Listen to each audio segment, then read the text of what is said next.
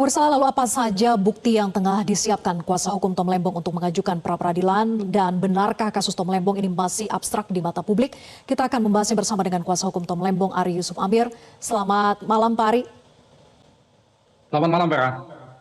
Pak Ari, apakah Pak Tom Lembong bersama dengan tim kuasa hukum sudah memutuskan untuk menempuh upaya pra-peradilan? Ya, terima kasih.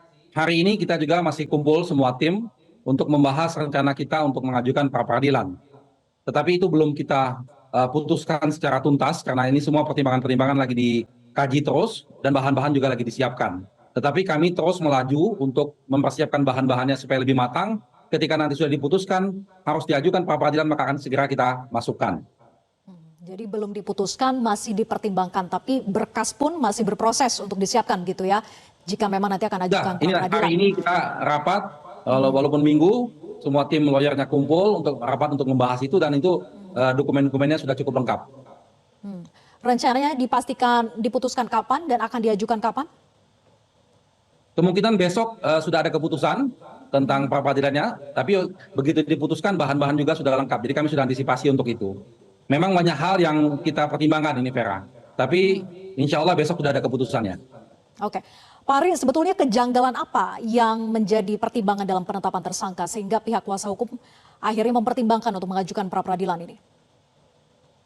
Iya, secara detail saya belum bisa sampaikan ya, karena nanti itu juga adalah bahan pra-peradilan kita. Tapi secara umum gini, bahwa Pak Tom Lembong ini sangat kooperatif dalam pemeriksaan. Beliau 4 kali dipanggil sebagai saksi, beliau hadir on time dan selalu memenuhi semua panggilan tersebut. Lalu pada panggilan keempat, beliau itu dipanggil sebagai saksi, sehingga beliau merasa tidak perlu membawa seorang lawyer untuk mendampinginya. Tetapi ketika pada saat itu juga, lagi pemeriksaan saksi, dirubah statusnya menjadi tersangka.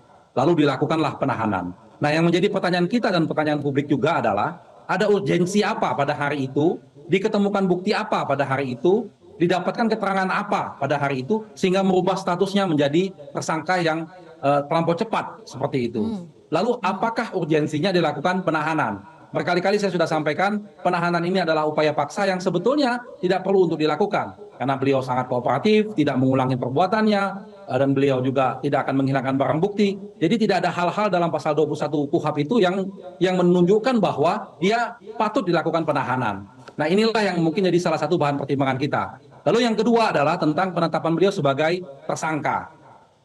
Tadi kita dengar penjelasan Kapus Penkum bahwa saat ini masih dicari kerugian negara.